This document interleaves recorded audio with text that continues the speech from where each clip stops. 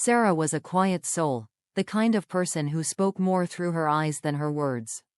As a child, she found magic in colors. While other kids played with dolls and cars, she sat on the floor with paper and crayons, lost in her own world. Her paintings were full of sunsets, faces of people she loved, and tiny stories told in color.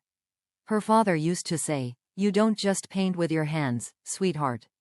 You paint with your heart." Everyone thought she'd grow up to be a famous artist. But life had other plans. Bills had to be paid. A job had to be kept. Her sketchbooks ended up in boxes, tucked away in the attic. Her brushes gathered dust. Still, a quiet voice inside her whispered, "One day, I'll paint again." Michael, her father, never stopped believing in her. He'd visit her every Sunday with homemade food and warm hugs. He'd look around her apartment and ask gently, "Still not painting?"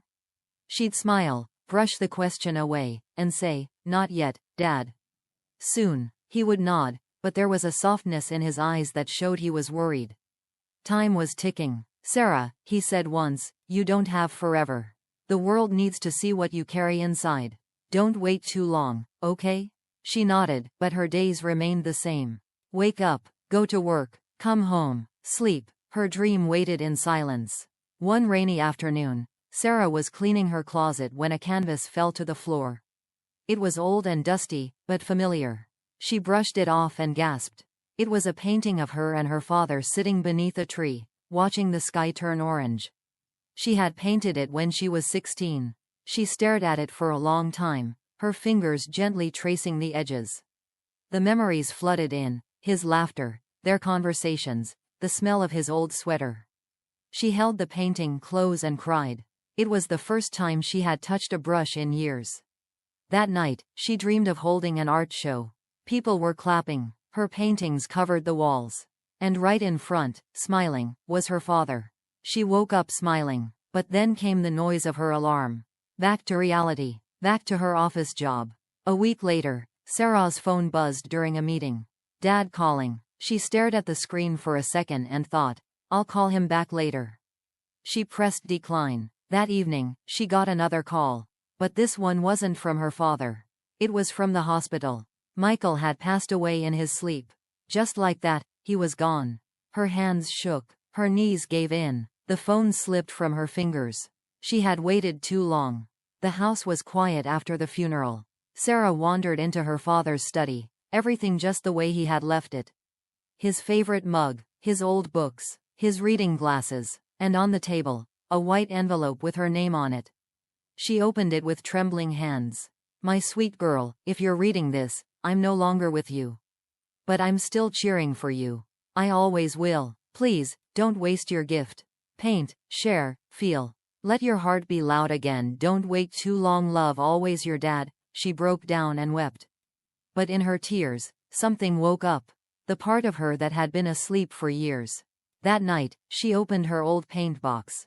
The colors were dry, but her heart wasn't.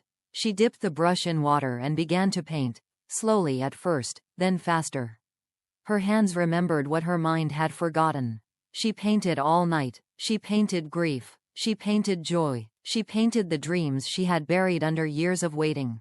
And for the first time in a long while, she felt alive. There were no rules, no deadlines, just her, the canvas, and the quiet voice inside saying, "Welcome back." A year passed. Sarah stood in a small art gallery, her heart pounding. Every wall was covered with her work, each piece a chapter of her story. A few people walked around in silence, stopping, staring, feeling.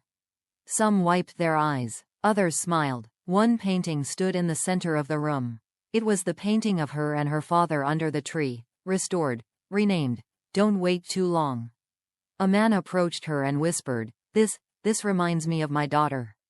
"Thank you." And in that moment, Sarah understood. Her pain had become someone else's comfort. Sarah didn't give a speech that night. She didn't need to. Her paintings had spoken for her. But one little girl with curly hair came up to her and asked, "How did you become so good at painting?" Sarah knelt down, smiled gently, and replied, "By listening to the voice I ignored for too long." The girl nodded, as if she understood something far bigger than her age. From that day on, Sarah painted every day. She opened a small art school for children. She didn't just teach colors and brushes. She taught feelings, courage, and most of all, not waiting. To every child, she said, start now.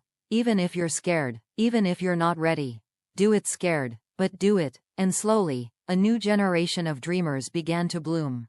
Dreamers who wouldn't wait. Dreamers who would act. Because of her. Because of her father. Maybe you've been waiting, too. To write that book. To forgive someone. To say, I love you. To start again. But life is not a promise. It's a moment. A precious, flickering flame. Don't wait too long. Do it now. Call them. Start painting. Sing out loud. Tell someone how you feel. Time doesn't wait. And neither should you. Because somewhere in the world, someone needs your story.